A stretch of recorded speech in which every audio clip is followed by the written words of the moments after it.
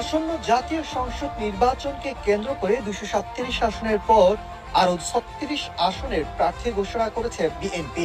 এবারও তালিকায় নেই বিএনপির সহ আন্তর্জাতিক বিষয়ক সম্পাদক রুমিন ফারহানা। 4 ডিসেম্বর বিকালে গুলশান চেয়ারপারসনের কার্যালয়ে সংবাদ সম্মেলনে 36 আসনের প্রার্থী ঘোষণা করেন দলের মহাসচিব মির্জা ফখরুল ইসলাম আলমগীর।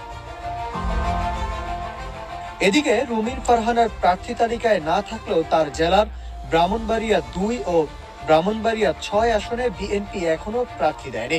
এছাড়াও প্রথম দফায় 237 আসনে ঘোষিত প্রার্থী তালিকায় নেই রুমিন ফারহানা।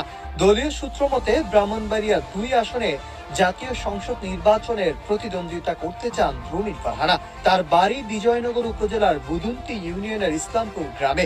বর্তমানে তিনি সরাইল উপজেলার শাহবাজপুর গ্রামে বাসিন্দা। এখন যে কোনো ব্র্যান্ডের পুরাতন এসি বদলে